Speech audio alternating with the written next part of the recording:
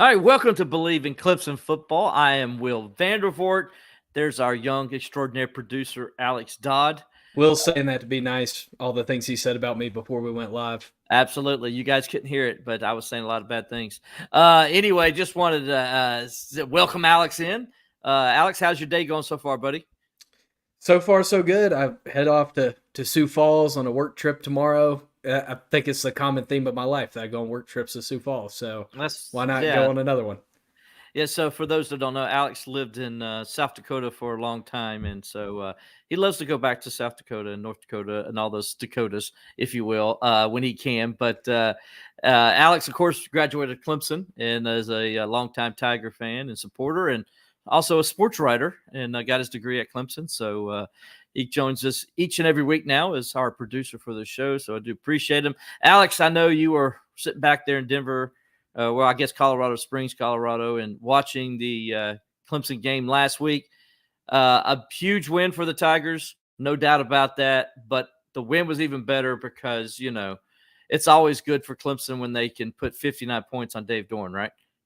Yeah, it's pretty good, too, when you get to hold on to that trophy for 3 years without playing another game. So that trophy's going to go back to doing what it did, a few years ago and collecting a lot of dust. But it was a fun game to watch, and obviously, the Clemson offense is rolling. And it's 2 games in a row. It's one thing to do it against, a group of 5 team. It's another thing to come out and do it 2 weeks in a row and to do it against a conference rival. Now, Alex, like me, Mike, you've been in the trenches up there in the press area when we're doing stuff that's happening like yesterday. I mean, like last Saturday, where the Tigers, were about to score another touchdown and go over 60. So you're looking at the last time Clemson scored 60 points or more in back-to-back games. We're looking that up. We're looking up, has Clemson ever scored 60 points on NC State? We're looking that up. This would have been just the 4th time in Clemson history they beat NC State by 30 points.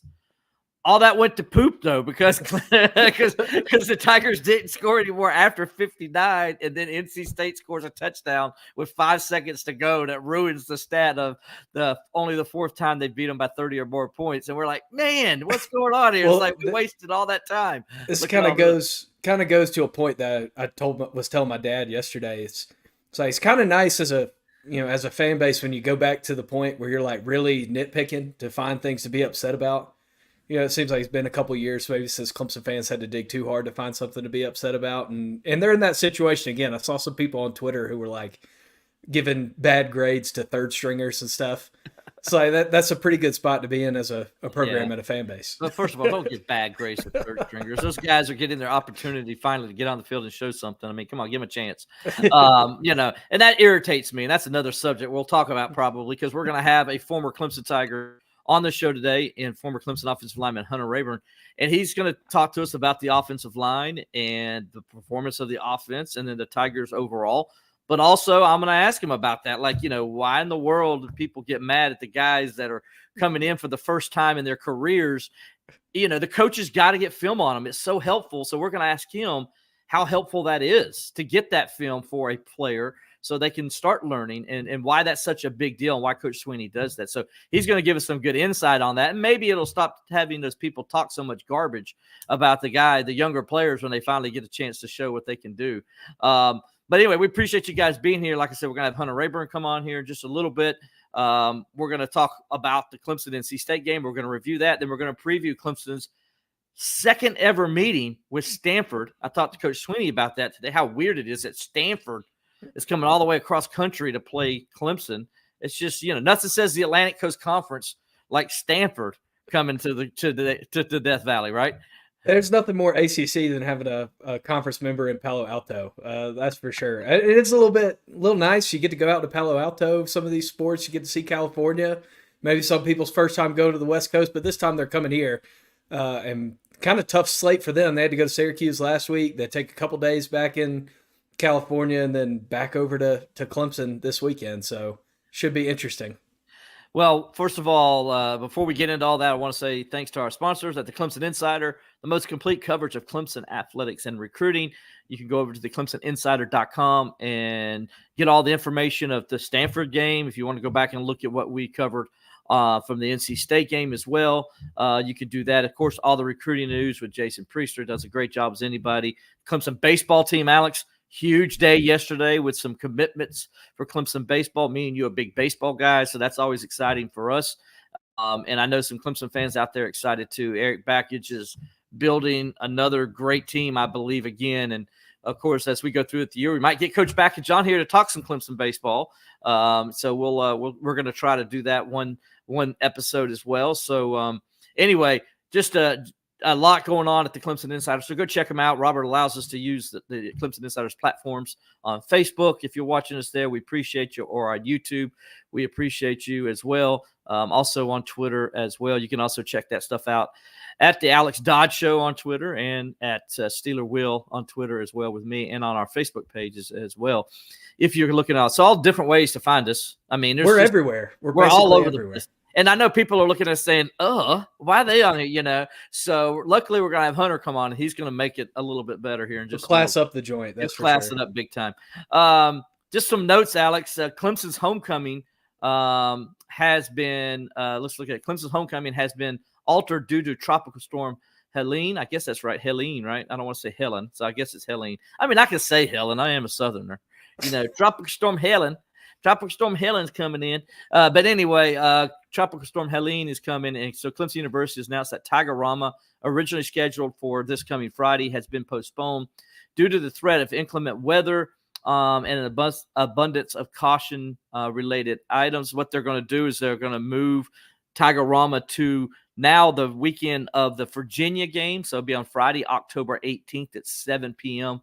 And that will be at Memorial Stadium, not in Memorial Stadium, because you're in Clemson. So, but that's me being a technical term there. That's not on Alex. That's not on me. That's on Clemson, not having the right release there. But anyway, the ex-ambassadors is still scheduled to perform the following event, and will all purchase tickets will be honored on the 18th. So ticket information is available on the Tiger-Rama website page. So for more information, will be provided to the ticket holders at that time. Anyway, so just want to give you Ron Burgundy moment there. Yeah. Breaking news off the prompter. It is. It's hard sometimes to get these stuff to go. I just want to give a little bit of stuff out. So, Alex, me and you were talking about this before we came on the air. Dabo Swinney will be chasing history on Saturday as he enters the game with a record 172-42, and is one victory now shy of tying Bobby Bowden's record for career victories as an ACC coach. That's big news, man. I'm telling you, because anytime your name can be associated with Coach Bowden, it's huge. And for Dabo now to have a chance to tie Bobby Bowden as the ACC's all-time winningest coach, that's pretty special. Now, these are just overall victories. He's also, at some point this year, if things go the way Clemson hopes, he'll get the opportunity to tie Coach Bowden or pass Coach Bowden in overall ACC victories as a head coach. So, it's quite an honor, and it just shows again what Coach Swinney has been able to do here in the ACC and at Clemson. Yeah, no, absolutely. To be associated with a Hall of Fame coach, one of the greatest to do it in the modern era or at all, it's good company to be in. Absolutely. And then Dabo Swinney will also be chasing his 100th win on Saturday. The Tigers are 99-9 at home under his leadership. Swinney has been the head coach at Clemson dating back to 2008. Alex, can you tell me who's the first team Dabo Swinney beat in Death Valley? Be Virginia or Georgia Tech. Georgia Tech.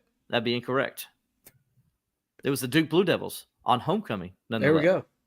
So I'm just going to keep naming ACC members until I got it right. His career win, of course, was at Boston College, and they won that game. And then he came back home the next week, and they beat Duke at home as a homecoming opponent. So actually, his first win was on homecoming, which is what this week is. So kind of fitting, right, that he has the opportunity to win 100 on homecoming when number one came on homecoming. I asked Coach Swinney during the press conference today, what was his favorite memories? Obviously, that's one of them, but his first one comes off the top of his head is cock-a-doodle-doo, and that is the 2008 game against South Carolina for understandable reasons, because probably if he doesn't win that game, he probably doesn't get the job at Clemson. Of course, he did win the game, and if you don't remember cock-a-doodle-doo as a Clemson fan, you either were not a Clemson fan and you came to Clemson and became one, or you weren't born yet because Alex, I'm sure you remember Cock-a-doodle doo. Oh yeah. Explain what I'm talking about. Great moment in Clemson history. Will can give you more details on Cock-a-doodle doo as the nomenclature holds. But that win, of course, was the one that locked up the job for Dabo, and they made it back to the mountaintop in the rivalry there. Kept things going in the right direction. And yeah, I mean, who knows what would have happened if Clemson didn't beat South Carolina on that day, where the program would be. I don't want to know. To be honest with you, I don't want to know. But I'll tell you what Cock-a-doodle doo is. So basically, Jacoby Ford came over onto the sideline, and he also remember I was 9 years old. Well, I thought you were. I remember, of course, granted, I remember the entire 1981 national championship. I was 9 then, but anyway. But I also have a different memory than most people. So Cock-a-doodle doo was Jacoby Ford went over to the sideline and act like he was tying his shoe, and he was on the sideline when in fact he was in the field of play. So when the ball snapped, he stands up and Harper throws in the ball because he's wide open because South Carolina didn't know he was in the play. And of course he takes it all the way to the house for a touchdown. And it really turned the tide in that game and then allow Clemson to go on and dominate it and get a, I Bleav, 35-17 victory. Or 31-14 victory. It might have been 31-14. I'm thinking of another game, 35-17. But 31-14. But yeah, 2014 was the 35-17 victory. Deshaun Watson playing with the torn ACL. So anyway, that was Cock-a-doodle doo. So I remember that play because I'm like, hold on a second. He ain't in the field of play, is he? When he threw the ball over there, so it was I do remember the play. I just didn't know it was called Cock-a-doodle doo. That's what it's called. Yeah, Cock-a-doodle doo.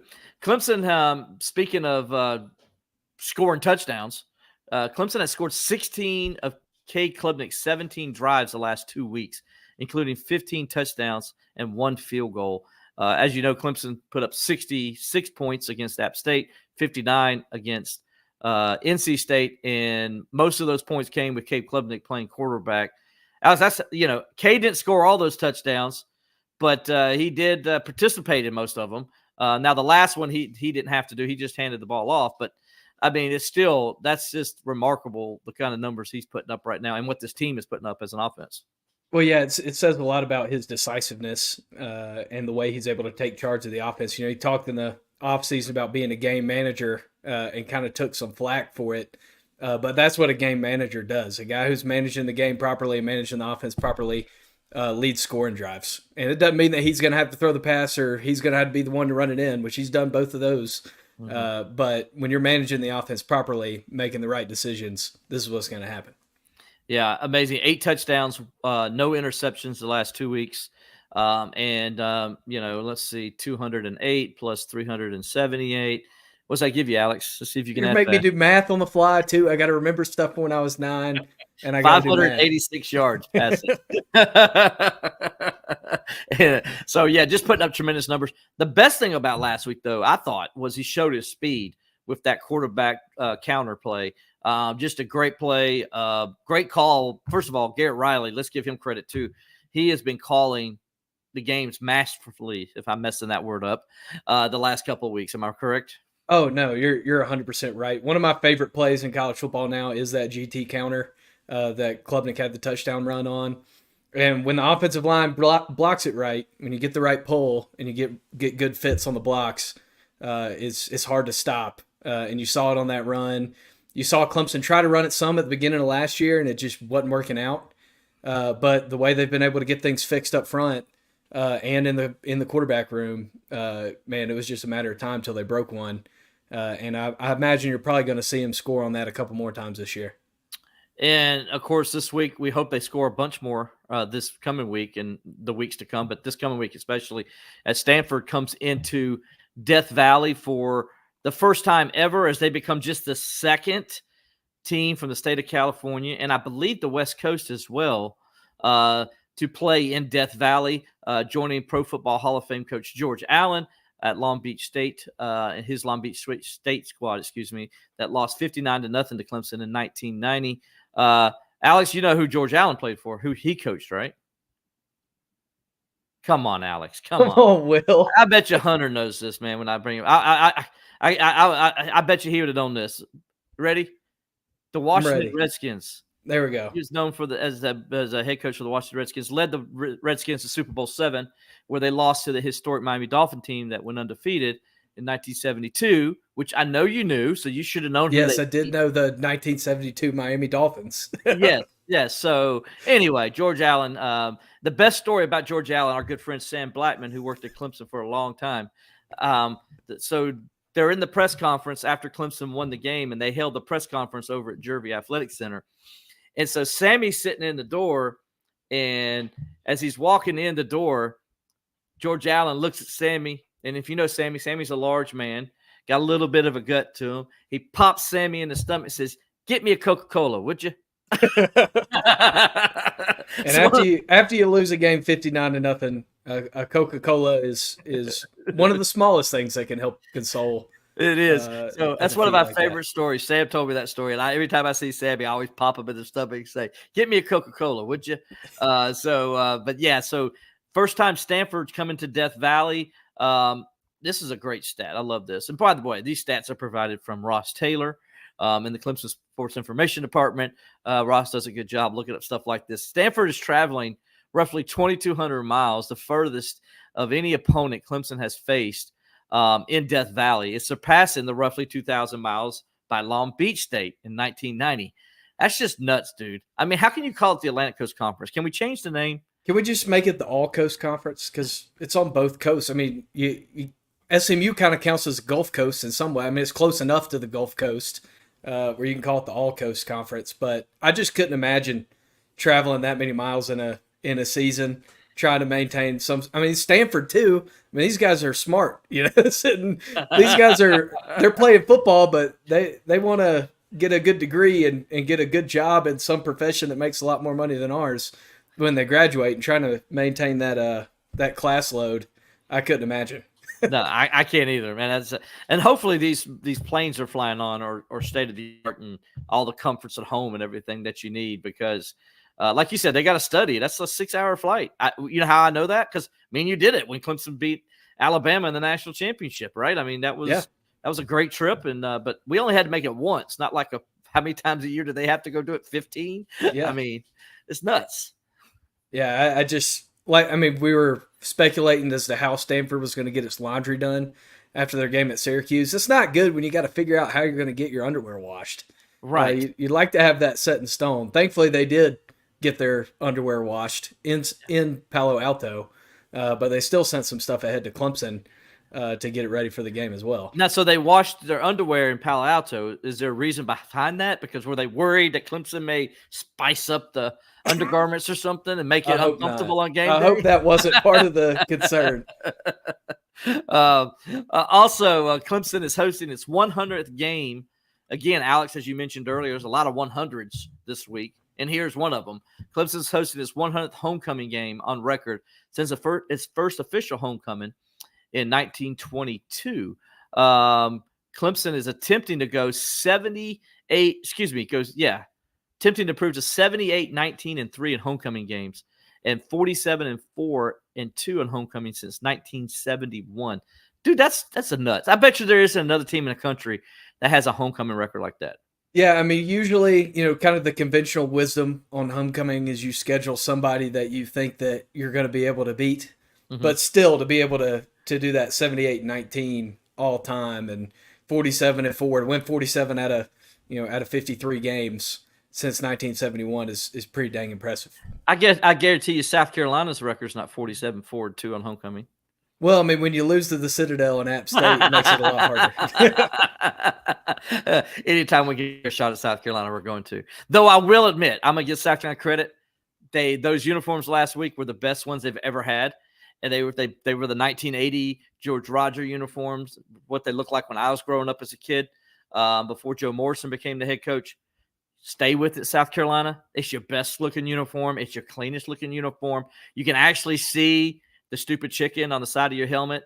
I mean, just keep it there because it's the best one you have. We'll ask Hunter what he thinks about it when he comes on here in a minute. I'm sure he's got some thoughts on that as well. Will only has like 19 or 20 more obscure trivia questions to ask me that I'm not going to know the answer to before the end of the show. I can't believe this. Then we'll get Hunter on. You need to stop doing it. Clemson is attempting to win it, so we're almost done here. Clemson's attempting to win its 13th consecutive homecoming game and take sole possession of the school record for the longest homecoming win streak. So that's pretty neat, too, to win 13 years in a row. Again, I don't know if there's many teams in the country that can do that. By the way, in case you're wondering, Dabo Swinney is 14-1 on homecoming. And like I said, that includes his – see if Alex just reads his notes. If I just scrolled down – if you just read the game notes, Alex, you would have seen the stuff I was giving you. If Will would just send them, more than 20 minutes in advance or of the show. Or just be like me and know it. Because I'm just saying, I just know this stuff once I read it. But Dabo's 14-1 homecoming. That includes 2008 when Clemson defeated Duke on homecoming during the interim coaching stint. So let's see. Also, last one here before we get Hunter on. Clemson has won its last 21 games in Death Valley at night, a streak that dates to the middle of the 2013 season. We won't talk about when the streak started. Overall, Clemson is 24-3 under the Death Valley Lights in the Dabo Swinney era. Again, another impressive stat. Alex, that's, like I said, I won't put you on the spot because I do know you know that stat. I do know that one, and we won't mention it. We won't mention it. Formative memory in my middle school years. It's like Coach Swinney said today when I asked him to give me his best memories, and he said, well, unfortunately, I can't remember all the good ones as much as I can remember, unfortunately, the bad ones. Dabo's only lost 9 times in the history of his head coaching career in Death Valley. He can remember all 9 of them, and unfortunately, he can remember the one we're talking about too. So, as I'm sure most Clemson fans out there listening to us or watching us right now can do. But Alex, I'm gonna let you introduce our next guest and who's coming on because I know you're good friends with our friend over there. Yeah, this is a good friend of the program, former Clemson offensive lineman Hunter Rayburn, also was a student assistant for the program as well. And if there's anybody who knows what's going on up front on Saturdays, it's this guy. And I know that he's watching every single game that he can and probably getting to as many as he can as well. So, Hunter, we're glad to have you on the program. How you doing? I'm good. Thanks for having me. Oh, it's great to have you, man. Yeah, thanks for being here, Hunter. We appreciate it, dude. I want to ask you first, man. You're an offensive lineman, so I want to ask you right off the bat, dude. You got to be stoked watching your boys out there just kicking tail right now because that's what they're doing. Yeah, they're having a fantastic season so far. It's been so encouraging to see the improvement from the past couple years. I know a big part of that has been the depth. There's a lot of guys there who have been there for a while now, and for them to finally be out there proving to everyone that they can do what they're doing is so nice to see. Yeah, Hunter, I know you mentioned that depth. I know that, when you were up front for the Tigers, that was a thing that you guys ran into a lot with injuries and attrition. It seemed like you were just moving pieces around all the time and couldn't really get some consistency up there. So how much do you think that helps if they've got a consistent lineup up front and everybody's, relatively healthy? Yeah, I don't think it's hard to state how important that is because I know that the 21 season, I think through the first 8 games, we had 7 or 8 different starting O-lines, which the fact that we were able to do what we did that year was very impressive. I mean, I think at one point during the season, I played 4 different positions on the O-line that year just because of how thin the room was. But having good competitive depth behind the starters is just it's so important because it's making them better every day, making them have to actually go out and put the work in, even if that guy behind you is probably not going to take your spot. Having it in the back of your head that, hey, that guy could take my spot just gives you that little extra, Hunter, last week they ran for 269 yards, but here's the thing that I really loved about this stat. 8.2 yards per carry. Mm-hmm. I mean, dude, that is moving people around, right? I mean, that is just getting it done. 8.2 yards per carry. You don't hear those kind of numbers like that, right?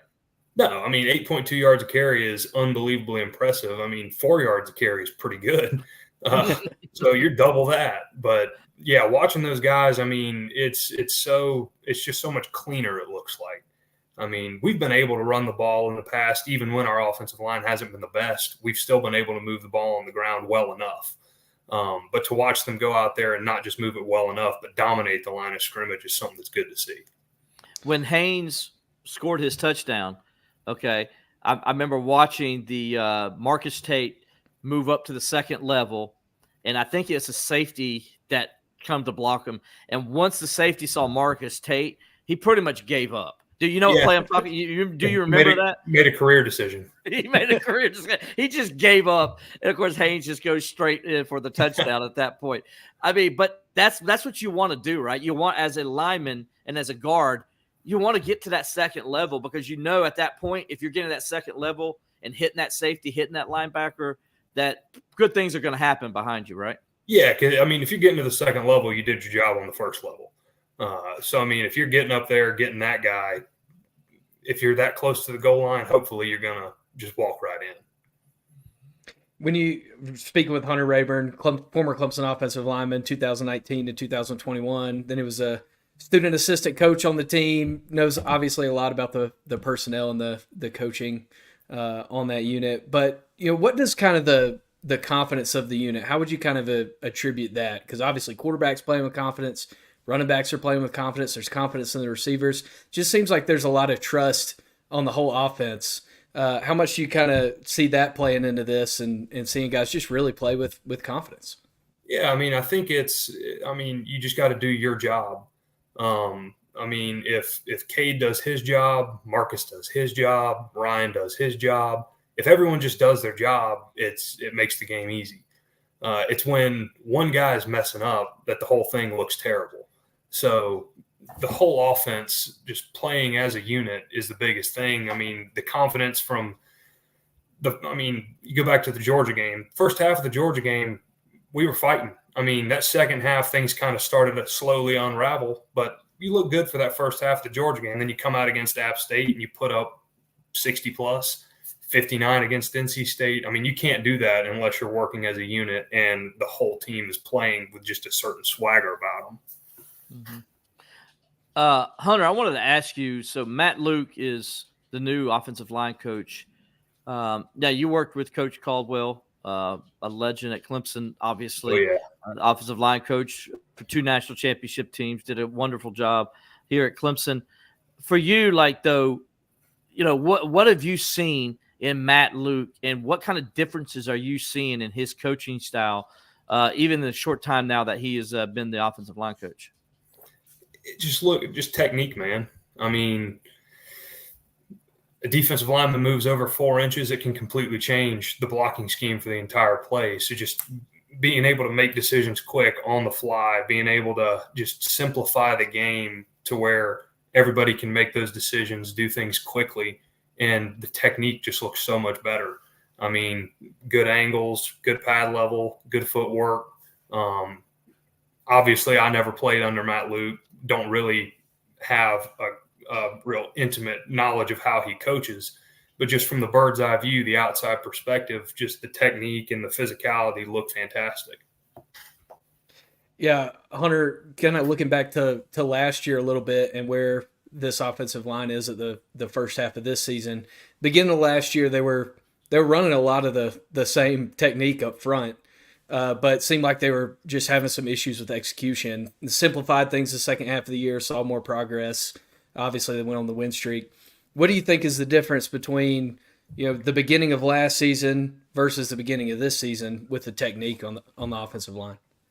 I think a lot of that goes back to the depth. Those guys that are playing, all of them have experience now. You know, I think Ryan's the only one that hadn't started a game before the first week of the season. You've got 4 guys coming back who have live reps under their belt, and Ryan's got good game reps under his belt to begin with. So you've got 5 guys running out there with experience. They've all played with each other for a year, and it just allows you to be better, to be more confident, to be more detail-oriented, to be able to communicate pre-snap with each other. So just that experience that they've had has allowed them to come out the gate looking good, you know. Former Clemson offensive lineman Hunter Rayburn joining us today. We're talking offensive line. We're going to talk offense, the rest of the offense here in a second with them as well. But Hunter, I wanted to ask though, when you get a new coach, right? And I don't know if well you can speak to this because you were with Coach Caldwell, but when you get a new coach, what can be the adjustment for a player, and why does sometimes it help to maybe get a change? You think when a change is made like they had to make last year? Yeah, I mean, so I played for Coach Caldwell, and then while I was still a student assistant, Coach Austin took over. So I still got to see the meetings and kind of see how things were run. And I think the biggest thing is just a different flavor on it. I mean, there's only so many ways you can block a counter. There's only so many ways you can block power, inside zone, outside zone. But it's just like if you're doing math, one teacher teaches you one way, you can't understand it for the life of you. And then you have somebody else with a different perspective come in, and all of a sudden it clicks and makes sense. I mean, sometimes it's just a fresh set of eyes, a fresh take on how things are going that can be all the difference between you not really understanding what's going on and you having total grasp of the concept.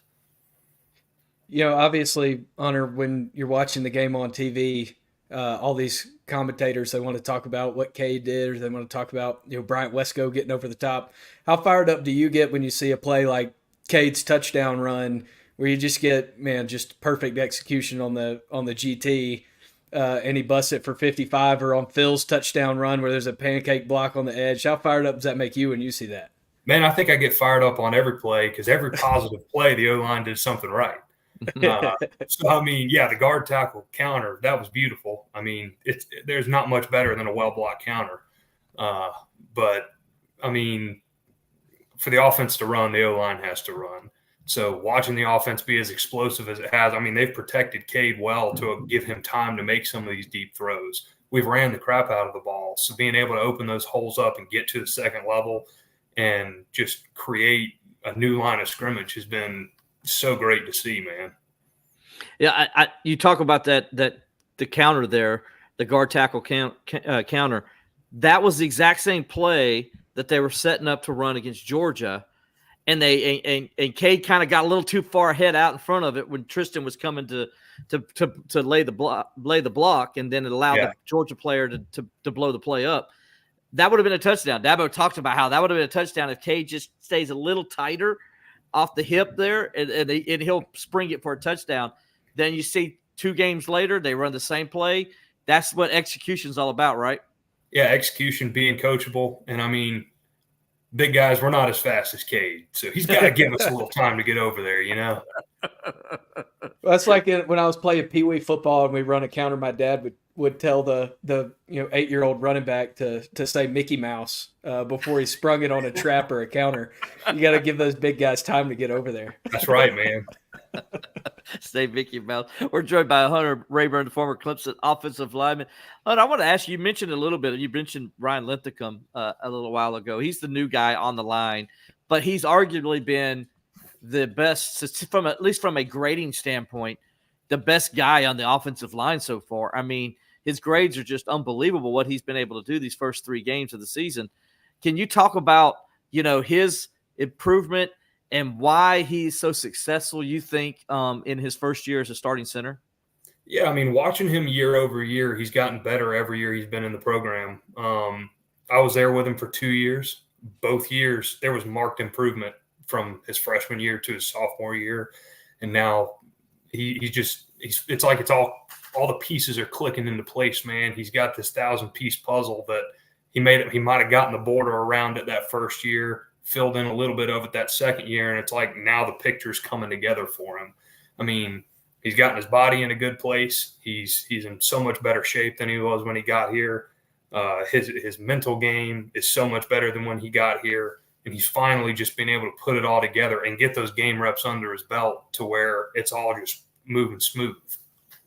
Can you give a reason why? Because, you'll get a wide receiver that comes in as a freshman, such as Bryant Wesco or TJ Moore, and they can go out there and immediately make an impact. You get a cornerback or a linebacker like a Sammy Brown that can come in and make an impact. But why does it take usually, in most cases, an offensive lineman a couple years before they can really start being an impact on a team? It's just the margin of error. There's so much less room to work. I mean, you line up pre-snap, you've got an odd front, that nose tackle moves over 4 inches. Now it totally changes the blocking scheme. So if you're sitting there about to snap the ball 2 seconds before you snap it, that guy moves over. You got to communicate with the guard next to you. This is where we're going now. And just how quick everything moves and the margin for error. And if your footwork's wrong, you're going to get beat within the first quarter second of the play. It's just getting all that down before you can really be effective, and you got to gain the coach's trust before they're going to put you in. We talked a lot about the run protection and the pulls and what we've seen there. What have you seen from these guys in pass pro? I mean, obviously 3 games, no sacks. That's a pretty good mark, especially when you played one of the best pass rushing defenses in the country in week 1. I don't know what else there is to say, man. I mean, 3 games, no sacks. You're on pace for nothing for the year. I mean, that's about as good as you can do, you know? I mean, the guys are they're communicating well. They know what they're doing. Running backs are picking up who they need to pick up. Everyone's working together. Yeah, you can't do much better than they've done so far. Hunter, as we look at the rest of the offense, and we're going to start with Cade Klubnik at quarterback, he's obviously turned things around and has become, you know, right now the most improved quarterback in the country, you can argue, right? What have you seen from him that's different? You watched him on the practice fields when he was a freshman. What's different about Cade now, what you're seeing on game days? It's just a swagger, man. He's playing to win. He's not playing not to lose. He's playing free. I mean, when he's letting those deep balls go, he's just letting them fly. He's not trying to guide it in there, not trying to aim it. I mean, it just looks like he's so much more comfortable, so much more confident out there. You know, Hunter, in today's age of college football, it seems like more and more guys want kind of a quick fix. You know, you got a lot of teams that go to the portal to try to plug a hole really fast. But, you know, you've talked about it on the offensive line, a guy like Ryan Lithicum that stuck around and developed, and now you see the result. Or a guy like Cade Klubnik that, you know, he could have gotten disgruntled last year with hearing the outside noise and decided to go somewhere else, but chose to develop. How important is that development piece, especially today when a lot of guys are looking for greener pastures? I think the way we've played this year has spoken volumes to the fact that you can still develop guys and you can still play a really high level of football. I mean, we've got some of the lowest rates in the country, if I'm not mistaken, of guys that leave. I mean, you don't really understand it until you're there when they talk about the Clemson family and the atmosphere. But when you're there, there's not really anywhere else you'd want to be. Everything around you is set up so that you can be the most successful person possible, not football player, person. So when you graduate, when you get out of the program, you're set up with the tools for life to be successful. So I think a lot of the guys have bought into that, and that's one of the pillars of the program is just buying in, being all in all the time with everything that they're doing. So watching the guys that, like you said, could have left, could have gone somewhere else, watching them stick around and really see the fruits of their labor come to fruition it speaks volumes to the kind of program that's run at Clemson.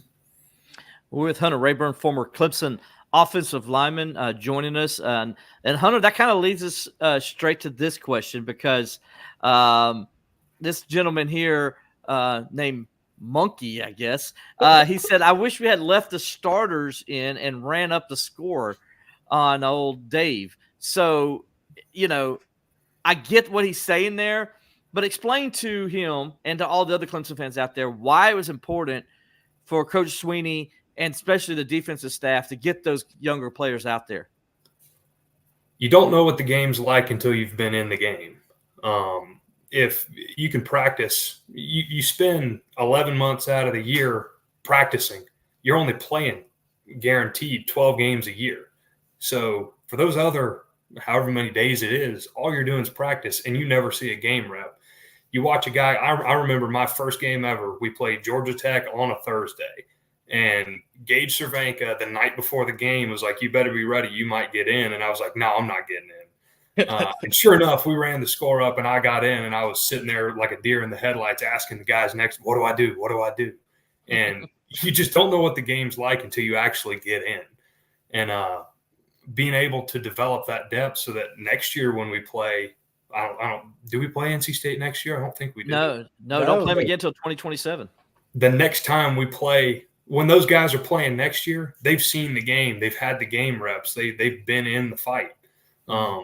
If you don't get in the fight and see what it's like, there's no way to replicate that. So I understand the sentiment that you want to run the score up, but, I mean, future-proofing the program is far more important than temporarily beating Dave Doran as much as you can. And Monkey clarified. He said that he knows that they need depth, and it doesn't want any starters to get hurt. He just hates NC State. So he did clarify that it was coming from a place of hatred, not a Look. not We a can place all of logic. We can all understand that with hating Dave Doran. I think there's some personal reasons why me and Alex probably do, and I'm sure Hunter's got Hate's a strong word.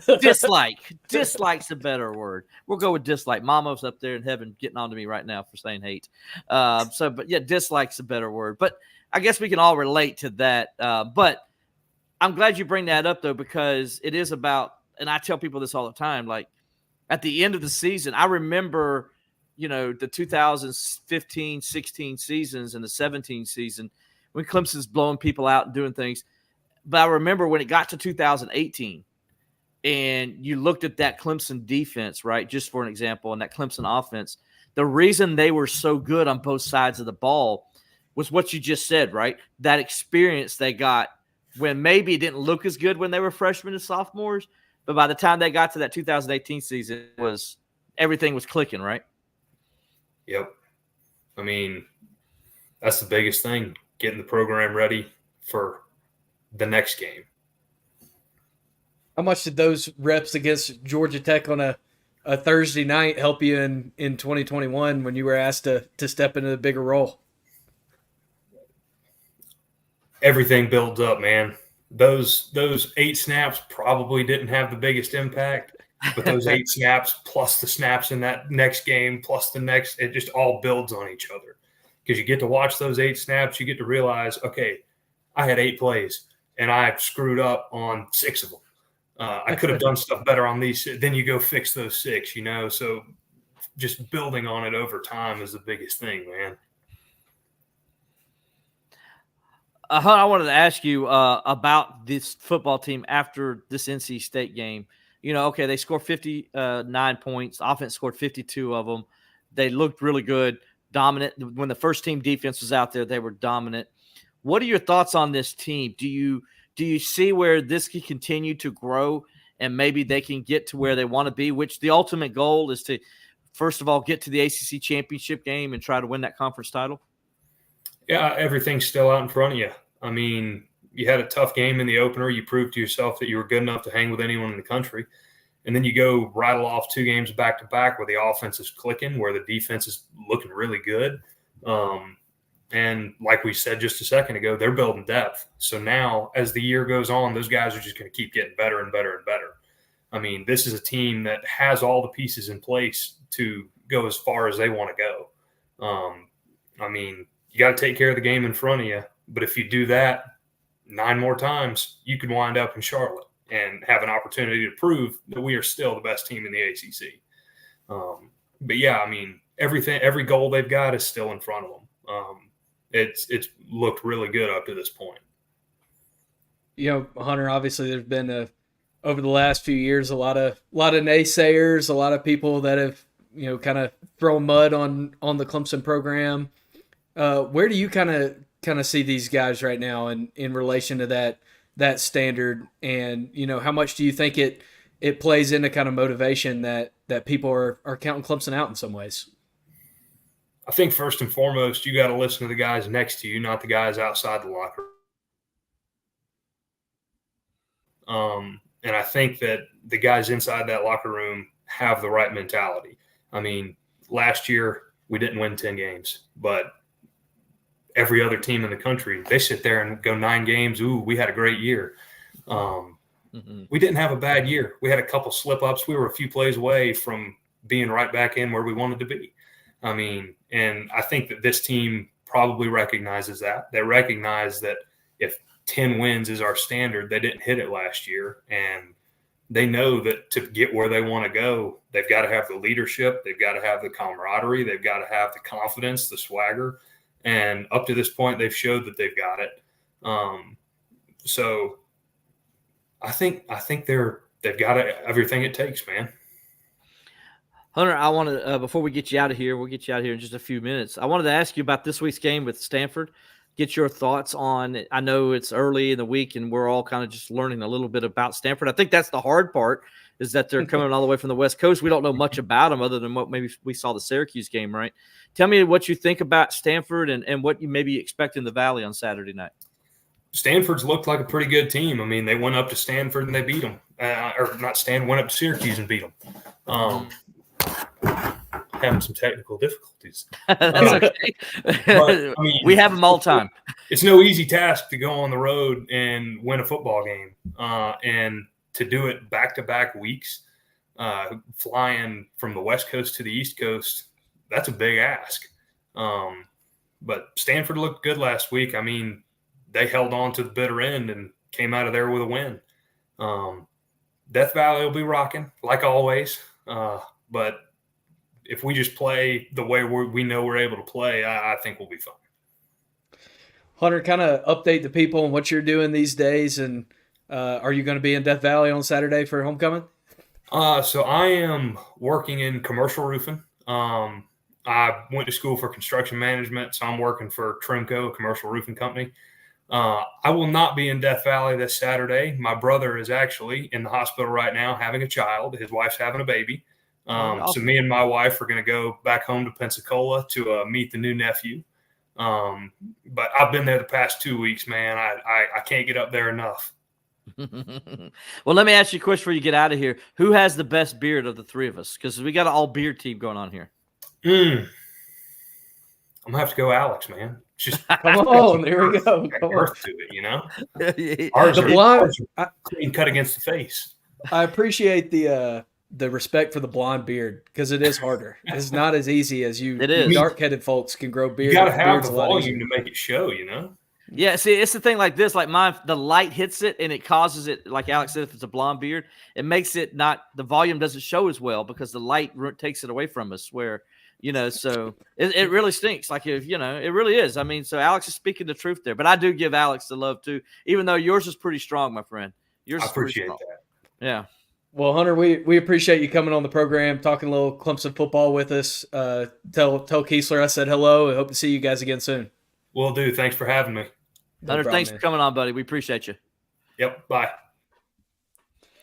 That was Hunter Rayburn, former Clemson offensive lineman that joined us here for a little while. Alex, I tell you what, man, good job getting him to come on. And I thought he gave some great insight on what it's like to be an offensive lineman. And I know a lot of people really don't understand that position, but those positions are one of the most difficult in football, and they're most important, obviously. I think people underappreciate what those guys do, right? No, I'm 100% with you, and it's kind of why we wanted to have Hunter on the program today too, because those big pieces on the outside, those are flashy and they're fun to talk about, but none of that happens, like Hunter said, without the offensive line. So good to get some insight from him, a little bit of insight on technique as well for maybe people who don't know as much about what's going on with those big uglies up front. But it was good to have him on the show. It was. And I tell you what, I've been so impressed with this offensive line group and what Coach Luke has done with them. And, just to see, the things they do and how dominant they're being, like, just using that example of Marcus Taylor a while ago, getting to the second level as clean as he did. And really just, like I said, I haven't laughed so hard when I saw that NC State safety just like, nope, not doing it. And he just totally gave up on the play. But it's so also at the same point, like refreshing because your offensive line is dominating and they are physically dominating. And a lot of people don't realize this. And I went back when I watched the Georgia game and I'm like, they did a really good job against Georgia. Yeah. I mean, a really good job. And they just did the off skill players just didn't execute as well. I thought the offensive line played winning football against Georgia and everybody else didn't. And that was the problem. And now you got that group playing that way, right? And everybody else is starting to play as well as they are. And I think it's coming together as an offense. That's why we're seeing what we're seeing. Well, that's kind of why I asked Hunter too about confidence breeding confidence, because you're seeing it in every facet on the offensive side of the ball, really on both sides of the ball these last two games.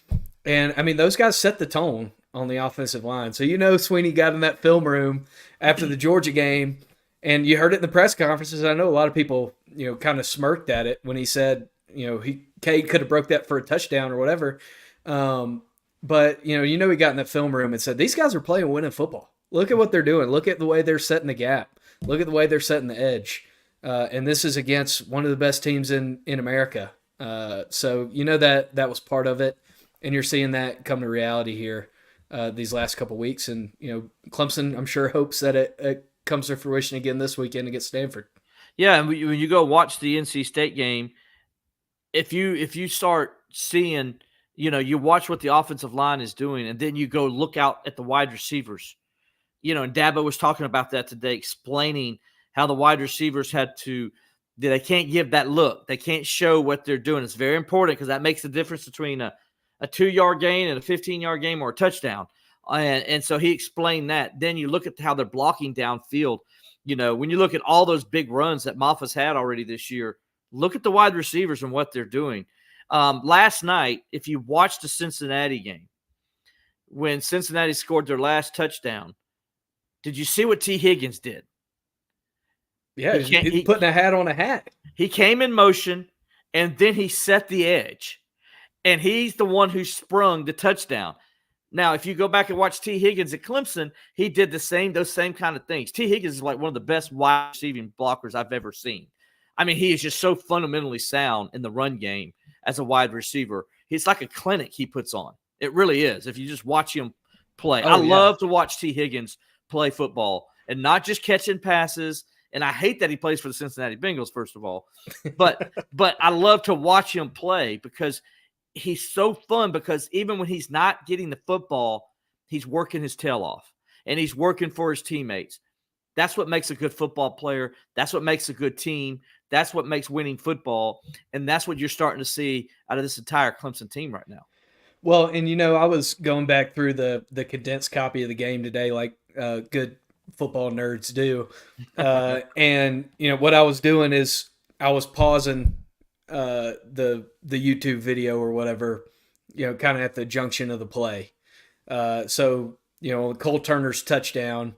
You can see, the blocking downfield by the receivers. You can see several times, man, who impressed the heck out of me at receiver blocking was Troy Stellato in this game. Man, he was physical. He was putting a hat on a hat. He was getting good leverage. All those things you talk about T. Higgins was doing for the Bengals. Man, Troy Stellato was doing that. I saw T.J. Moore doing it. Man, I saw everybody doing it, putting a hat on a hat. And that's the kind of confidence and swagger that these guys are playing with right now.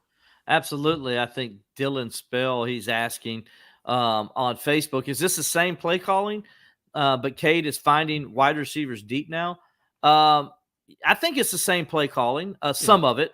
I think it's not, though, as Dabo Sweeney said today, that the play calling is based off the confidence the play caller has in his players.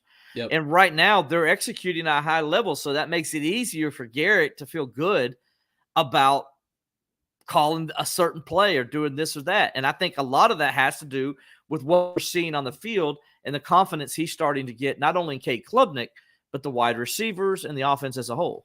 Yeah, I mean, one thing that I kind of pointed out today, too, watching the condensed copy, is, the first down out route on Saturday. You hit the first down out route, you make your layup, and it gives you confidence to go at them again the next play. Mm-hmm. And whereas in the Georgia game, I know people probably think that it's like it was dumb to say, in right after the game, but when you don't hit that layup to fill them off on the first play of that Georgia game, it really does change your play calling. It alters your strategy. But you've seen the last 2 weeks, they've hit the layups, and then they're able to go take the deep shots after. So you can't really have one without the other. You can't have a deep shot without hitting the easy stuff first. Mm-hmm. It's all connected. Talking to Hunter, you saw that everything in an offense is connected. It's hard to point out one thing as being the issue in a game because, I mean, it really is. Confidence breeds confidence, and it happens at every level on that side of the ball. The Clemson dude who earlier also said the line has definitely got its mo. And is Cade more relaxed, no more happy feet, as he says? Yeah, he's right. Cade is more relaxed. And the reason he's more relaxed is because he trusts his offensive line. And from what we've gathered, after that Georgia game, when Cade went back and watched film with Garrett and then by himself as well, that was something that was pointed out to him, is like, hey, look at the offensive line. Look how much time you have here. Take the layups. Take what the defense is giving you. Trust your offensive line. They're working their tails off for you, because the pockets, if you go watch the Georgia game, I mean, he had some nice pockets there. He didn't need to move out of the pocket. He needed to trust his lineman. He was feeling ghosts in that game when he didn't need to. And I think he was coached on that. Like, hey, these guys are busting their butts. Trust them. And since the Georgia game, he's trusted his offensive line, and I think he is more relaxed, and that's allowing him to go through his progressions. Well, you saw him too on Saturday take a couple hits getting rid of the ball, which goes exactly what the Clemson dude's saying about him being more relaxed and no happy feet. Mm-hmm. He's stepping into his throws even when there's pressure, because like you said, he trusts his offensive line. He knows that most of the time he's going to have a clean pocket, and if somebody gets through, which I think on the couple that he got hit was a backup running back, kind of a miscommunication, missing the extra blitzer. But you're seeing him step up and make those throws. You're seeing the confidence come through, and it's all connected. Starts at the offensive line. The quarterback's got to take advantage of it, and then the skill players got to make plays, and you've seen that in the last 2 weeks. Outside of Cade, Alex, what's been the most impressive thing you've seen, or the best thing you've seen, I guess? Well, I mean, you mentioned it earlier. It's the most impressive thing outside of Cade, and I've talked about the offensive line plenty, is the receivers and what they're doing when they don't have the ball. You're not seeing any lazy routes. You're not seeing guys, kind of loafing, for lack of a better word, on blocking assignments. They're blocking downfield. Yeah, Dylan Spell right here, another great example. Antonio Williams on the touchdown pass to the corner. That was a scramble drill. Cade was flushed from the pocket. He did what he needed to do, went deep. The rest of the guys that were deep did what they needed to do and came shallow and led to an opening. But that's guys moving when they don't have the ball. And that's probably been the most impressive thing for me from that receiver group. Absolutely it is. And that's the thing I noticed too. I'm glad you brought that up, because if you go back and watch, you see Antonio running his route, and then the second he sees that his quarterback flushes out of the pocket, he goes deep. He just sprints toward the end zone. And, of course, Cade saw when he did that, the safety with nobody was back there. And Cade, looking downfield, using his eyes, just chucks up what I thought was one of the best passes he's thrown, because he put it to where only his guy can get it. Beautiful back shoulder ball. It was a beautiful pass. And that's what you want. You want your quarterback and your receivers to be on the same page. I think that's one of the things that's impressive me. One thing that also is impressive me is the running game. Yeah. And how that Clemson is not only running the football field awful like we thought they were going to, but they're using the quarterback in the run game.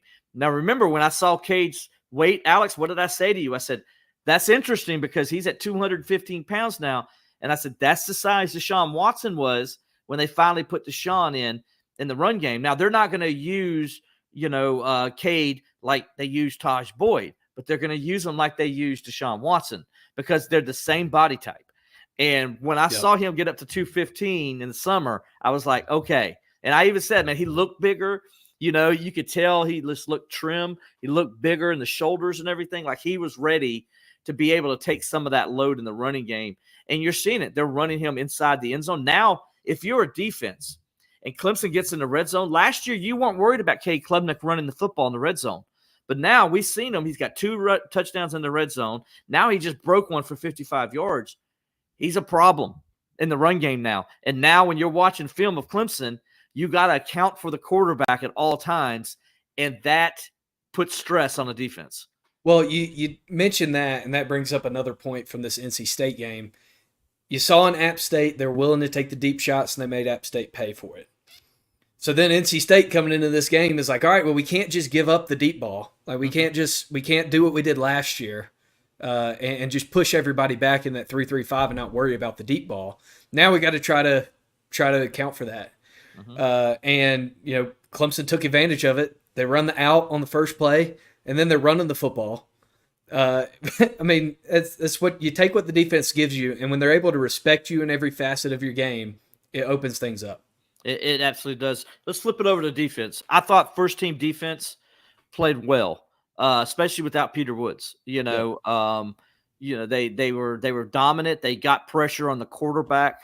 TJ Parker, a strip sack there on NC State's second possession of the game, and it kind of like that was it for NC State. It's like, okay, now all of a sudden you're down 21-0. They don't have the offense to come back from stuff like that, and it showed. And Clemson at that point wasn't really worried about. I think when they got up 28-0 because they got another turnover, Avion Terrell with the strip fumble there on that play as well. I like what I'm seeing with this defense because they're finding ways to create turnovers. I know everybody's like, oh, but Will, they only have 4 sacks. It's not about the sacks. It's about the pressure. Do you know why Ashton Hampton had a 53-yard interception return? Go watch the play. Pressure gets in the quarterback's face. He rushes his throw, interception. You take it to the house. Go back to the second game against App State. Pressure's in the quarterback's face. Number 2, Sheldon Lewis just drops the ball. It would have been a pick 6 on that play. Yep. Pressure creates turnovers. It creates bad throws. That's why just getting to the quarterback, you don't have to always get them on the ground. Just getting to the quarterback is important. I like what I'm seeing there. You're getting guys getting to the quarterback. By the way, no Peter Woods this week. That's okay. KD Knopf played well. I thought Hoffler played well. AJ Hoffler played well. I thought Shaheem Lawson played well. Those 3 guys, Dabo called them all out, pointed those guys out, how well they played coming in and getting that experience. Probably the best thing that happened for Clemson, Alex. Yeah. Those 3 guys got to play a lot of snaps against NC State. Well, that was – you mentioned Hoffler. Man, I was super impressed with him in the game. Man, he was an agent of chaos over there on the edge. And really, those guys – nobody can beat Peter Woods right now. Those guys aren't going to beat Peter Woods. But, boy, they made an impact. And they made it to where you couldn't just double TJ Parker on the other side. You had to account for them as well. Mm-hmm. And that's what you need from those guys. You talk about next man up mentality. It doesn't mean that you have to be the guy that you're replacing. It doesn't mean that you have to be better than the guy that you're replacing. It means that you have to be accountable. You got to be accountable on that side of the ball. They got to take notice of where you are, and those guys did a great job stepping up.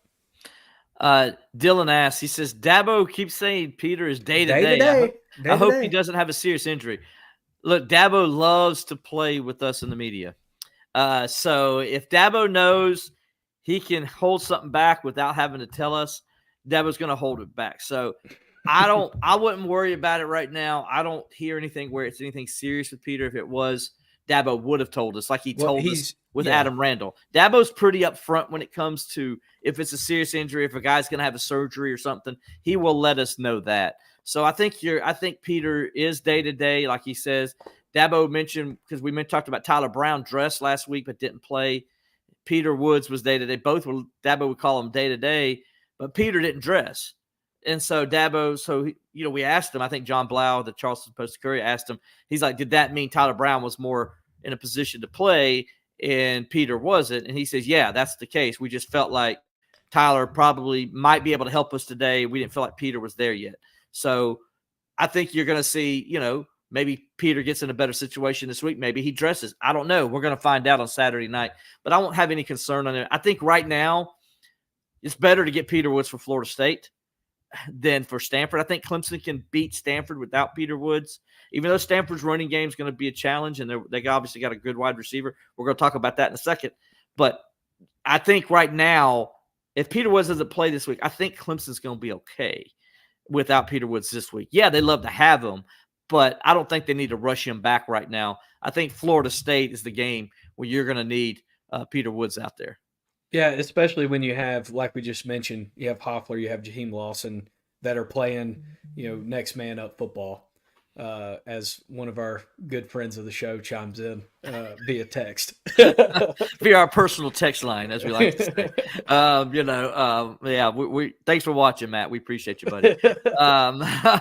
Alex, though, that kind of is a good transition to get us to this game that's coming up, because we did watch Stanford go up to Syracuse last week as a double-digit underdog against a Syracuse team that had just beat Georgia Tech, a Syracuse team that played physical against Georgia Tech. And Stanford was more physical than Syracuse. They really were. I mean, they got after them, shut down the run game, made them one-dimensional, and really got after the quarterback. Yeah, I mean, I was really impressed with Stanford last week. Heck, I wouldn't have picked it. I picked Syracuse to cover in that game. But Syracuse, man, or Stanford, now I'm doing the same thing Hunter did and confusing the two S schools. But Stanford, man, they really stepped up. They played with a chip on their shoulder. Man, you mentioned Io Manor, the wide receiver. That dude's a dog. Everybody knew he was a dog coming into the year. I mean, heck, I know it was Colorado, so it's like a poor man's secondary. But he had 300 yards in the second half against Colorado receiving last year. And, man, that guy's no joke. This is a team that has some weapons. They're playing with a little bit of moxie. Nobody was looking at him. Nobody was saying anything about him in the offseason. So I think they've kind of embraced that mantra and have a little bit of a chip on their shoulder. How do you say Elec's name? How do you say his last name? Io Manor. Io Manor. 6'2", 210. He's a redshirt sophomore, so he's in his third year.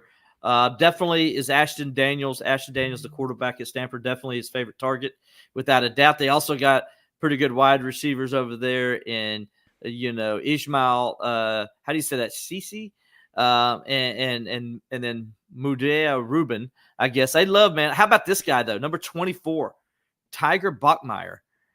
The guy's name is Tiger. That's a good sign for Clemson, right? That a Tiger's coming in. That's, if anybody needs to play for Clemson, it's that guy, right? Yeah, if your name's Tiger. Your name is Tiger. That's crazy. He's going to love Death Valley. Anyway, I think it all starts, though, with Ashton Daniels, right, Alex? I mean, here's a guy. He's a running quarterback, but he can get outside. He can cause some problems with his legs, but he also can throw the football. He's in his second year now as a starter. He's feeling comfortable. You saw that against Syracuse. And by the way, his dad played in Death Valley, so he's from Atlanta. His dad played at the University of Georgia, was part of that 1995 Georgia team that came into Clemson during its 100th anniversary. There's that number 100 again. There you go. It's showing up a lot. I don't know what that means. During the 100th meeting between 100th centennial celebration, right? And his dad was part of that Georgia team that upset Hines Ward, getting a last second touchdown to beat Clemson that year. So 17-15, I think, was the final score. I'm sure some Clemson fans remember that. But he's a guy that's, he's looking forward to this game. He's got a ton of family coming over from Atlanta that are going to be here, and he's excited to kind of get a homecoming, if you will. This is as close to homecoming he's going to get this season. He's going to give it all he has, and he's a pretty darn good quarterback, in my opinion. Yeah, I really like the kid and the way that he plays. I mean, 562 yards passing, 4 touchdowns. Too, by the way. Yeah, 4 touchdowns. Does have 3 interceptions, but he can hurt you with his legs. He can create. And, man, you mentioned Io Manor being his favorite target. Wouldn't he be yours? I mean, goodness gracious. Absolutely. That kid's a monster. He makes a one-hand catch every week. So I think the biggest thing against Ashton Daniels, obviously, is to heat him up, which, Wes Goodwin, obviously part of his DNA. Got to keep your lanes, though. Yeah, so they want to heat him up. You also have to be opportunistic against a quarterback like Ashton Daniels. He is going to put the ball in harm's way sometimes, and you got to make him pay when he does. And when he runs, you got to make him pay. Yes. Yeah. So you really got to be opportunistic against him, force him to make quick decisions. And take away his bailout guy, take away his safety, and that's Io Manor. If you take him away and make him make quick decisions, I think you're gonna come up with a couple turnovers. Now, we were asked what position group on Clemson's defense is the greatest weakness. I think it's the defensive end still. I think Peter Woods was moved out there for a reason.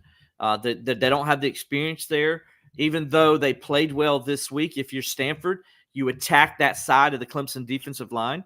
That's the side you're going to attack. So to me, that is the biggest weakness on this team.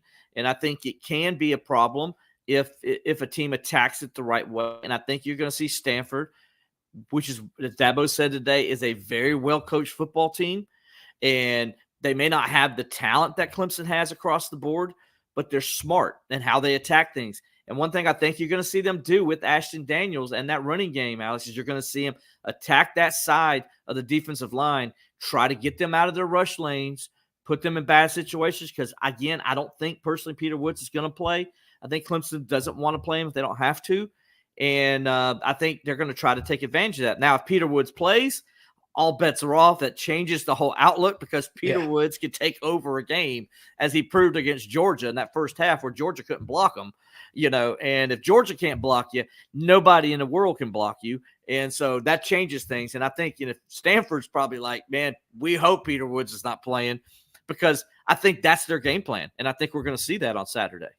Yeah, when you have a quarterback with the athletic ability of Ashton Daniels, you're definitely going to want to attack the edge. I think you're going to see a lot of zone read, a lot of read option going that way. You're going to see him trying to get Ashton Daniels on the move in that direction too. So I think the biggest key on the defense is those guys we were talking about, Shaheem Lawson, Hoffler. Those guys are going to have to step up. TJ Parker is going to have to keep doing what he's been doing on that side. And you really got to establish the edge in that game. That's probably the biggest key for the Clemson defense. Obviously, you want to heat them up. Obviously, you want to be opportunistic. But the game's won in the trenches, and you got to set that edge. Now, how do you handle that if you're Clemson? How do you counter that? This is how you counter that. You take your Sam backer or your nickel back, and you blitz that same side. You make that offensive tackle and that guard have to think, where's that pressure coming? Then that makes them think, where's the middle linebacker? Where's my Sam? Where's he at? Where's my Mike? Excuse me. That's going to dictate. So how Wes Goodwin brings pressure on that side is going to be how they try to counter what Stanford's going to do. So I look to see Clemson bring a lot of heat, and you might see a little more Jamal Anderson in this game playing that Sam position, because you want to put some pressure on Ashton Daniels and force him, as you said, Alex, to make some mistakes, to maybe do some things he's not comfortable doing. And that's when you can get those turnovers. I think that's how you counter it. Yeah, I think another key to this game, and it kind of goes without saying, is you got to get Death Valley rocking for another night game. And I don't think that's going to be a problem. But, these kids, they haven't seen an environment like what they're going to see on Saturday. They haven't, night. Because they played on the West. Maybe the only place, and I talked to Ashton Daniels about this, and he talked to his dad about it, because his dad told him when he played at Clemson, it was like one of the best environments he played in. He played in the SEC. He went to Alabama and those places in Tennessee. And he said Clemson's right up there with them. And as we know that, of course. So he was telling his son about it. And Ashton was saying probably the only place close to what they're going to see on Saturday night is Oregon. That's what they're used to. And they would see that maybe once in a while. But, no disrespect to Oregon, but Oregon isn't Death Valley. Clemson's a little bit bigger. Yeah, some of them have been to Notre Dame too. They went to Notre Dame 2 years ago. So Notre Dame's a nice stadium. It's a loud stadium. We've been there. Another big time environment. But that was 2 years ago. Yeah. And like you said, Oregon, I know it gets loud. Man, they got the way the stadium's constructed a lot like Death Valley. Man, it really holds noise in. Right. But it ain't Clemson. Right. And it is at the South. Yeah. Football is different in the South. Alex, you're out there, it's different. I mean, people love football out there, but not like here, right? I mean, it's not that same level of love where your whole life is basically based on what the football team does on a Saturday afternoon, right? Which is really stupid.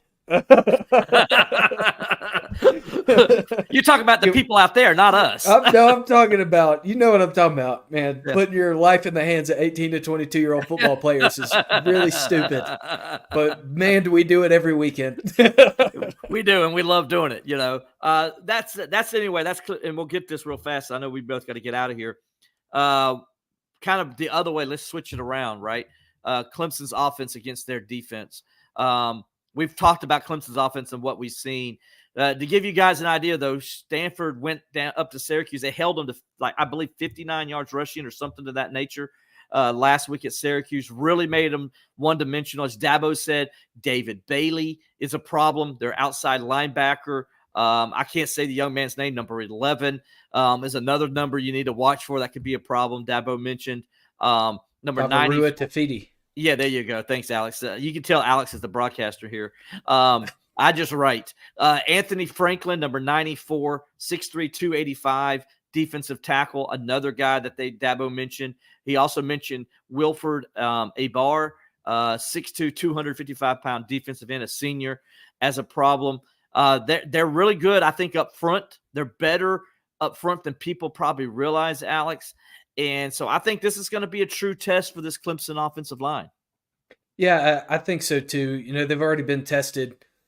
So that's obviously something that you go in, gives you a little bit of confidence. Maybe if you had not played Georgia in the first game of the year and you were untested, you'd be a little bit more unsteady.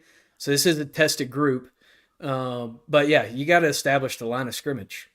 You got to show them, you know, what Clemson football is, and you got to run the ball between the tackles. You got to set the edge, and that's going to open everything up. Also, you just got to hit your layups. And we talked about it these last two games. I think obviously you hit the big shots, and that's great. But I think the biggest thing for unlocking this Clemson offense has been hitting the layups. Mm-hmm. So you got to continue to do that on Saturday as well. And they got a good secondary too. And you know, I don't want to remiss about, you know, they got number 6, Colin Wright, 6 foot 195. On the other side, they got who Dabo mentioned today as a guy you got to be concerned with is I guess it's Zyran Manley, 6'2", 190. He's a senior. They're an experienced group. Experienced group. Look at their safety, 6 foot 210, and Scotty Edwards. Mitch Lieberger, 6'1", 200. That's a big secondary, right? I mean, those guys are big. They're physical. They can jump with your guys. I mean, they're what we're starting to see is a prototypical secondary now in college football, where guys are 6 foot 6'2". I love Avion Terrell. He's my guy because he gets his nose in there, man. He don't care. He's going to try to make a play, and he don't care how big he is. But Avion is like probably the smallest guy in the field, right? When it comes to these DBs. Yeah, I mean, but I mentioned the experience of this group at Stanford. Let's just go through these defensive starters.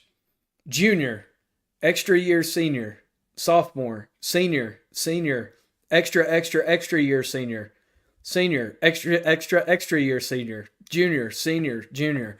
So they have one underclassman, and I think those like 8 extra years probably make up for that on their defense. So they're an experienced group.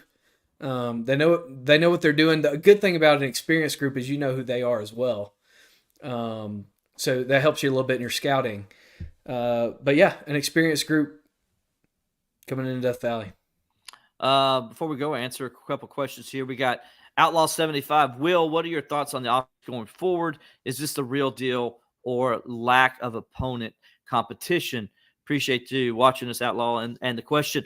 I think they're the real deal, and here's why: because they've done it 2 weeks in a row, and they did it at a high level. I want to take you back to last year. They played Charleston Southern. Remember that game? Yep. I don't know if some of you guys out there remember. Charleston Southern led Clemson in the second quarter. The offense was not doing well. They were struggling. And so go back 2 years ago to Furman. Right, 2 years ago, Furman. Now look at this year. You play App State. Yes, App State got blown out the other day, but App State still is a better program and team than Charleston Southern. We all agree on that, right? And they took care of business, and they made plays that were there where they weren't making that last year. And then you go now fast forward to NC State. Yeah, NC State doesn't have Peyton Wilson, but their defense is still proud defense. That's a group that, you know, the only reason they won 2 games is because of their defense, because their defense kept them in those games because their offense was stinking up the joint. And so their defense makes a pick 6 against Louisiana Tech that turned the tide in that game. So that defense for NC State is not as bad as people think. They've just been on the field a lot, and they've played a lot. And Clemson, right off the bat, just dominated that game offensively. And I think you got to look at that and say, yeah, NC State maybe not as good as they have been, but it's still a proud unit, and Clemson still executed at a high level. So I think because of the way Clemson's executing, I do believe this offense is legit. I do believe you're going to see them keep scoring and moving points. Now, are they going to score 59 points and 66 points every week? No. But I think they're a team that can score 35 to 34 points per game every week, and they could probably get about 400 yards or so, which is all you need for the Clemson first-team defense. That's all you need them to do. because this Clemson defense, guys, is better than people think. They've been playing a lot of young people because they're trying to get them experience, but the Clemson defense is pretty good. And so if they're getting 35 points a game, they're going to win every game. Yeah, I'm with you. The only part that I maybe, I do kind of agree that there is a part of this that's lack of opponent. Like you're saying too, it's like they're not going to score 60 points a game. Mm-hmm. Like we know that's not the case. But again, look at the execution. Look at the way that they, it's hard to do that against air. Let's be honest. It's hard to make those throws against air. It's hard to make those throws and break free for those long plays in practice. And when you're doing it in a game, and you do it 2 weeks in a row, that says a lot about the foundation of the unit, shows a lot about their confidence. And I think that confidence is still going to carry on down the road. They're going to make mistakes. They're going to turn the ball over at some point. These are just facts of life. This is football. Mm-hmm. Nobody's perfect. But I do think that this offense is dynamic. They've proven they're dynamic, and they're going to continue in some way to be dynamic. And let's be honest, until they play someone like Miami, they're not going to see another defense like Georgia's until then. And again, it wasn't so much what Georgia did. And I'm not making Georgia beat Clemson. If they played again, Georgia would still, the result would end up being the same. The score wouldn't. I think Clemson played better, but Georgia's got more. You're not going to go all Hugh Freeze on me and say Clemson would beat Georgia 9 times or something. No, exactly. I'm not going to say that because I think Georgia would still beat Clemson. Yes. Yeah. But Clemson would perform better. And I think if you go back and look at that game, you see the opportunities Clemson missed. And that's what Dabo and the coaches were pointing to and looking at and saying, guys, those plays were there against that defense. You were there. All you had to do is just make those plays. I think Clemson learned a lot from that Georgia game about how good they could be because they did do some good things against Georgia. And I think now you're seeing it as they're trusting themselves. They're believing in themselves, as you said, Alex. And they know that's the best defense they're going to see. I'm sorry, it is. Now they're going to play some good defenses down the road. South Carolina looks like they got a pretty good defense down there in Columbia. I think if you play Miami in the ACC Championship, that's going to be one. Virginia Tech, because you're going on the road, could give you some problems. So there's going to be some Pittsburgh could be looks one. Pretty salty. Yeah, especially in the secondary. So you're going to have some challenges. Don't get me wrong. But I think this offense is up for those challenges. And I think they'll be fine because they know what they did against Georgia and how good Georgia is. Okay. And I think, we'll find out more about Georgia this week, right? And that'll tell us a little bit more. Last question before we get out of here. Alan Watts, and we already answered this sort of, Alan. Is Peter Woods possibly going to play on Saturday? Right now, Dabo says he's day-to-day. Day-to-day. That's all I know from that standpoint. Now, this is strictly me guessing, not based off anything I've known or heard or whatever, but I'm just guessing the situation where he was last week and that he didn't dress like Tyler Brown did dress. So it tells me Tyler Brown's probably going to play this week. Okay. As long as everything stays status quo and he continues to improve, Tyler Brown's going to play this week more than likely because he dressed last week. Generally, they'll dress a guy but not play him, but they just have him just in case mode, as they like to say, but they usually don't play him. That gives you an indication of when that guy's coming back. Yeah. So I don't think, because he wasn't dressed last week, I don't think Peter Woods is going to play this week. I think their goal and their hope is to get him to Florida State game and play against Florida State. So if you're Clemson, you want to see Peter Woods dress for this game. Yes. That's what you want to see more than anything. Because if you know he's dressed for this game, then he's going to play against Florida State more than likely, unless he has a setback. Yep. Yeah, 100%. So, Alex, what a great show, man. Yeah, we're going to keep giving you guys good guests. You're really going to like the guy that we have next week. Yeah. You talk about guys. You want to go ahead and tease it? We can tease it. We can go ahead and give it out, I think. We could tease it. We got a Clemson legend, national champion, Jordan Leggett, coming on the program next week. So we're excited to have Jordan on here with us, and thankful he's going to take 30 minutes out of his busy schedule to go on with us. A guy that played in some really, really big Clemson Florida State games. So it's going to be fun to talk to him about that as well. And made some big plays. And by the way, he's from that area. Yep. So makes it even better for him. So we're looking forward to that with Jordan Leggett joining us next week. So join us next week on that. So for Hunter Rayburn today, appreciate Hunter joining us. For Alex Dodd. Alex, appreciate all you do, my friend. I'm Will Vandervoort. We'll talk to you guys next time on Bleav in Clemson Football.